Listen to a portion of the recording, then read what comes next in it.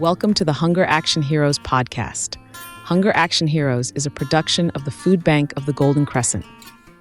The Food Bank of the Golden Crescent was established in 1986 as the Community Food Bank in Victoria, Texas.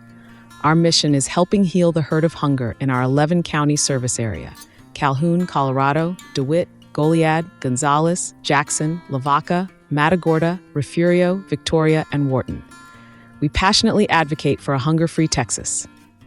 Your host, Chris Doelle, will bring you a message from our sponsor and get right into the episode. Stick around. The Hunger Action Heroes podcast by the Food Bank of the Golden Crescent is made possible by the generous support of the HEB Hunger Relief Program. HEB Hunger Relief works year-round to fight hunger in Texas and Mexico. Hunger relief has been a key focus for HEB since the first store opened back in 1905. For more than a century now, HEB's commitment and involvement in the communities it serves has been an important part of the way the company does business. Since the inception of the Hunger Relief Program, HEB has donated over 1 billion pounds of food to help nourish neighbors in communities throughout Texas and Mexico. Thank you to the HEB Hunger Relief Program. All right, everybody, join me in welcoming Amelia Lechuga and Frances Santellana to the show. How are y'all doing today? Oh, I'm doing great. So for people who, they hear the name and they go, who are these people? Let's talk with you first, Amelia. Tell me how the food bank started and how you played a key role.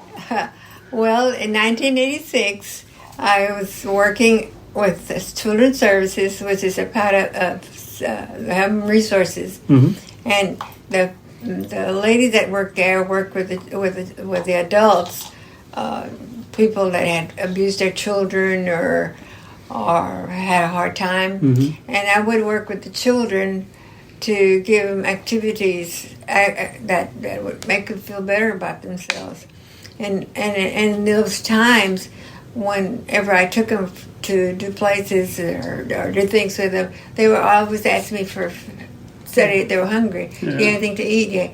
Yeah. So if I had candy or something, I'd get it out. And I kept thinking, how can I do this? Because I couldn't do that all the time. Yeah. So I heard about a food bank in Corpus, and I inquired about it, and they said, yeah, I can be a part of your organization. So I would go and get things for the week for the children, because I had about 40 children working for me at different times, but and I would give them especially candy, fruit, candy, things like that. And so five further on, then I found out that I could be a 501c3 nonprofit, and I could get things from become a part of the Houston Food Bank. So that's how it started. Then we had a truck, and we would go and all this time they would give us through donations. We got money to be able to go get them or for them to bring them, and slowly but surely that's how we got started. And then from then on, I became a 501c3 and got my own. And then I was able not to just here, but to get from Second Harvest, which is now Friends in America. Friends in America. Yeah. And we get loaded from wherever, and they're always real good about giving us the load for free. Yeah. They wouldn't charge us, so I started getting it in a load full. So then I got another place that was a little bit bigger, free, and it started up like that, and a lot of things just happened because I guess that was the will of God. Yeah. And we started in boxes, and I was telling Frances, we both remember having to jump over boxes to get to the other boxes.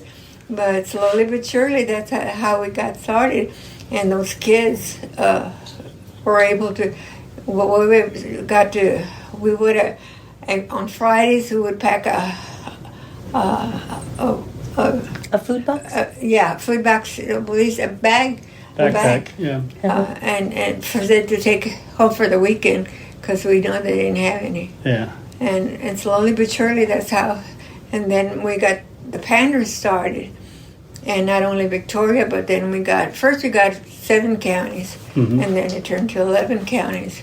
That was fast. And we had the pantries. So then we had the pantries getting the food and keeping it there, and they gave it to the individuals.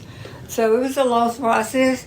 We had a lot of good times and a lot of bad times, but we did more than that, because look at this phrase now. Yes. It's a beautiful place, and I'm so glad. So when you first started, was it out of your house, or No, it was a free little place. It was, I don't know how long you've been in Victoria, but it was a Siesta, the old Siesta. Yes, sir. It used to be a restaurant, and it closed down on Por La Vaca Highway. Yeah, because they opened a bigger one.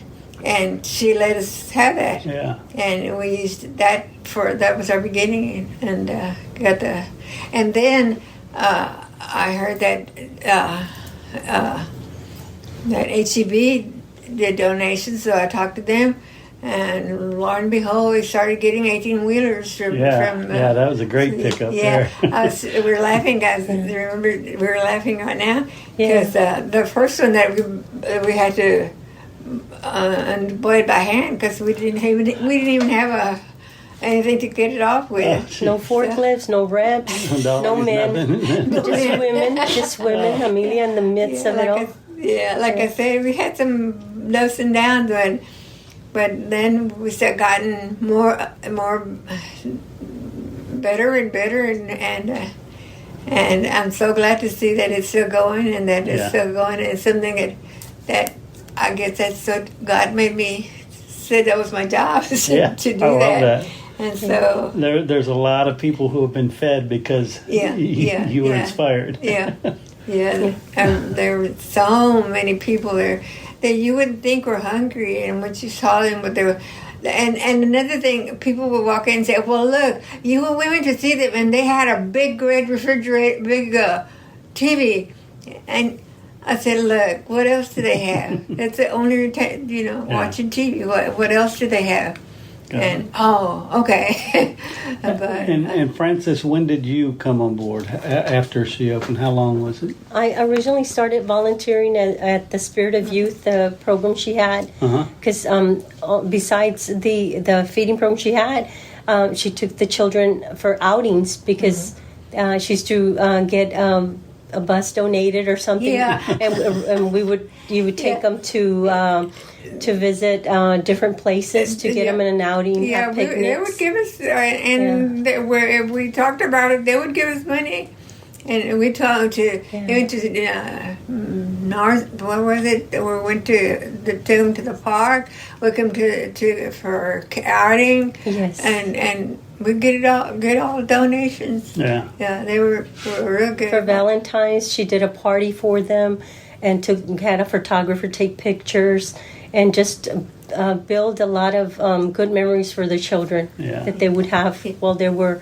Now these little children are now grown up adults, and they'll see me, and I wouldn't think that. And they'll say, "I know you. You used to help me eat.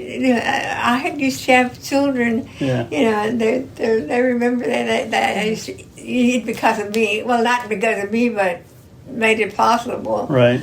And so here 22 years. 22. Retired after 22 years. Yeah. And how long ago was that? It started in 1986. No, but when you retired? When I retired, at 22, actually. I can't do the math. 80, that'd be 98. No, 90, 08. Anyway, I know it was 92 years, 82 years, 22 years. And Frances is still here. Yeah, so, but I was a lot older than her, so she was younger. I remember that first truck that she said that we received from HEB was at where Amelia just mentioned, at the old Siesta building, where she got that restaurant from the Treviños, right? Yes. They had the restaurant, so they opened up the Siesta on on Rio Grande, Houston Highway. Yeah.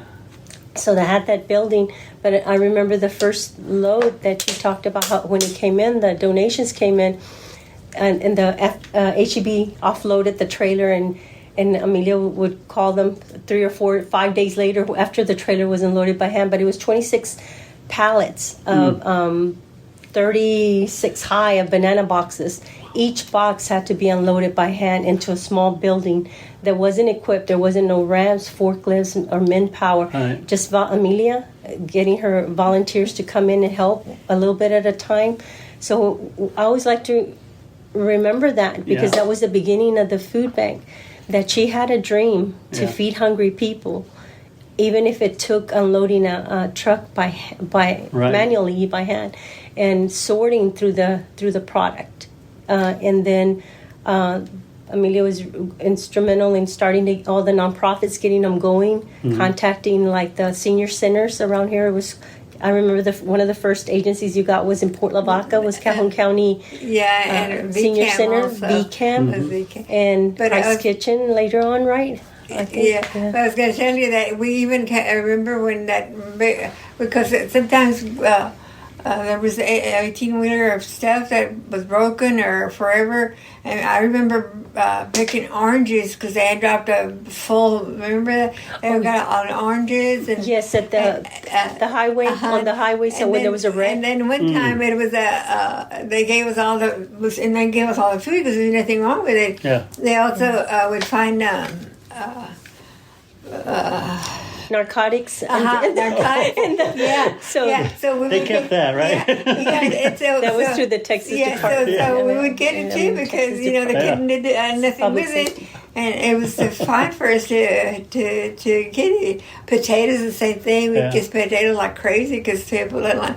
So all that was thrown away before, and then there was a way now to channel it to the organizations that needed the place.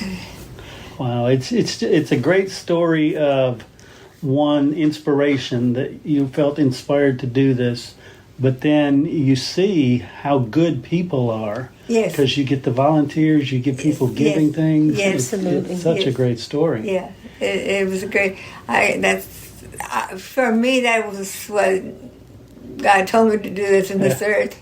So when I go up there, I'm going to say, you remember that now, so you better treat me good because I was working. I worked real hard down there. I unloaded all those bananas. I love that. And Frances, talk to me about what you have seen in terms of the growth, because you've seen all of it. Oh my goodness, it has come a long way. Like I was saying, one of the main things when I give a tour, I always like to tell people the beginnings of it. Yeah. How it started at a little restaurant with no kind of way to offload the product other than manually. Like I was give them a picture, like to give people a picture. Like imagine if you went to a big chain food store and wanted to feed families out of your home. Mm-hmm. And they show up with a trailer, and here you offload it. Well, you're like little ants, working like little ants, one box at a time. Yep. And so to see it now the way that it is, it's a beautiful picture. Mm-hmm. And I can't help but get emotional because here's the founder of the food bank, Amen. And here's Miss Robin that has the two ladies, two good strong women that have a calling, and their calling is what the Lord wants us to do to feed hungry people. And I am so blessed and honored to be a part of it. Mm-hmm. And it continues to do so, through the efforts of the awesome organizations that we have in the 11 county area. They have the heart. I always tell them they have the heart to do God's work, feeding the needy in our community. And our awesome volunteers that come on a daily basis with no kind of expecting any kind of payment other than giving of their generous time. So it's just a beautiful thing to be a part of. Yeah. Well, and I tell you, after dealing with y'all the last couple of years, I have seen the heart that's in this organization. And I volunteered at a bunch of different places, but none as much fun as volunteering here. Yeah. And you walk out feeling like you did something really good. Yeah. Well, a lot of them say, "Well, I'm doing it because my daughter got helped, or my son got helped, or somebody in their family got help through the food bank," and they're so appreciative that they saved some of their time in helping. And at the first, it was hard to make them understand that the way it had to have some kind of. It couldn't just be thrown out there. We had to have the 501c3. We had to get our organizations to rely on us. There was a lot of things that had to happen so that people could belong with that food. But then they started understanding it more, and it's gone real well. And you had to invent so much because you went from nothing to, all these relationships, all these systems, because you have to then sort the food. You have to decide who gets it. Yeah. And then, no computers at the time. Right. Remember, Amelia? They had hand tickets. Yeah, they had to have hand tickets. Everything was written at one box at 10. One green bean box, 40 pounds at 10 cents per pound. And then, of course, we had to do some was good, and then, of course, it was bad. Yeah. And we had to know which to train to know which, because some might have a dent in it, but it still was a good box or can. And we had to be training on some of it were still good. But like with HEB, they would have to throw that away. And now we were able to use that still. It was still good product. Right. So, and a lot of times it was real close to the date, and there we could go out faster, so we would give it before it went an expiration date. Right. And it was still good. Yeah. So Frances, when people volunteer with organizations, the leadership there determines whether or not they stick around. Correct. You obviously have stuck around. Oh. So talk about just how the job she did of selling the vision and why you stayed. Well, I never thought it would become a career. Right. I always thought that there would be an opportunity. Later on, after volunteering, Amelia had a program called Vista Volunteers. She had a grant available for an X amount more of time. And she told me, well, if you want to stick around, you want to be a paid staff, we have this grant through Vista Volunteers. So that was first through that. And then later on, there was, after that grant finished, there was still funding, a little bit of funding coming in. And but there was a period when we just talked about it a while ago that she did mention it was Amelia, myself. I think it was the bookkeeper and a warehouse man that we had. And Amelia comes to us and tells us we don't know if we're going to where the next paycheck's going to come from. But if you stick around, it's going to grow. Well, I think we all we saw the vision, Yeah. People were being fed. They were hungry. It was one of the things. She had that leadership skill to let us know, we knew through her because at the time there wasn't enough staff, right? Mm-hmm. So she was the one getting organizations in, looking for the nonprofits, and she had received the training from Eddie Garcia, who was representative public affairs from HEB, and who gave the first donation. And so he was very instrumental in helping her get that going. And I was just learning from Amelia what he was, the information he was giving her. But the vision was that this place was going to be there to feed those in need. And so knowing that, it's like, well, I wasn't working. I was a stay-at-home mom. I didn't have a full-time job other than that. So I enjoyed it. I enjoyed the fellowship with other volunteers that volunteered as well. And long story short, here we are. But it's well, she had a baby. Oh yeah, we made her bring the baby to work with her. Yes, I forgot about it. And we would put her in a playpen and have her there. Because I needed her so bad because we didn't have hardly any volunteers. So Amelia, when you're running it and funds are running low, and what drove you to say, look, let's stick with it instead of just saying, forget, I don't need this. Every time that I said, okay, that's all, something great would happen. One time we didn't have enough for the bankroll, and I said, what are we going to do? And I got a call from the commodity. Texas Department of Ag. Yeah, and they asked us if we could get. We were a commodity program was being through another program. And they called us and asked us if we wanted to do it through the food bank, and we'd pay for it. So we got all this money and to give out the commodities through the food bank. And I remember we all went. I said, let's go. I'm gonna take everybody to lunch. And she said, how are you gonna go? You're not even paying us. I said, that's all right. So, and when they came, how much was that check for? It was a whole bunch of money. Yeah. I kind of was not involved with the financial part, but I knew that something great had happened. It was a big check, and it's okay. You can start this. We're going to start sending the commodities to your program, and you give it out. and that's how we'd go every time that I thought, okay, this is it. Something great would happen. So it was just faith. I knew that that was God wasn't there, and He was using me as His instrument to. There was time that the holding room is where we received the donated goods from HEB.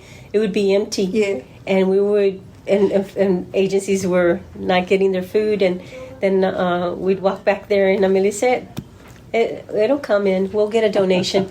I know. And it was like the Lord just knew. It was like we spoke it, and we said, like if you said something, they said they didn't have this product they were looking for, peanut butter or whatever. It seemed like if it was professed there in the building, it wouldn't fail. Somebody would walk in with a donation of food or a truckload of something. Ask and ye shall receive. Yes, exactly. Yes. I love that. It's all by faith. I honestly want to believe that. I mean, I honestly believe that it is all through the grace of God. So I imagine looking back, now that you're retired, though, looking back at this, that's something you're pretty proud of.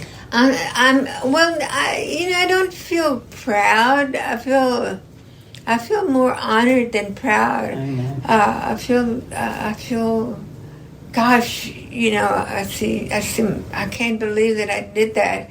And I don't say that because sometimes I didn't even know what I was doing. I was just, like I said, like she says there, sometimes I say, God, we did this, and one way or another it would come. So after a while, I got the feeling that then it would say something, that's all right, because you knew it was going to come, and it did. And so I don't feel proud. I feel more humbled, I guess, that little old me that was raised in a farm, that I didn't know. I didn't finish school. I was a Spanish girl and all those things, and I still didn't. I brought it to this place. Yeah. It's unbelievable. Yeah. And it's humble, I guess, instead of being.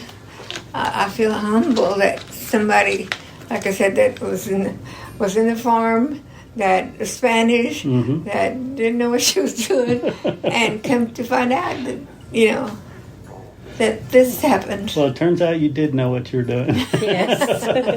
It's kind of like the analogy of the duck swimming underwater.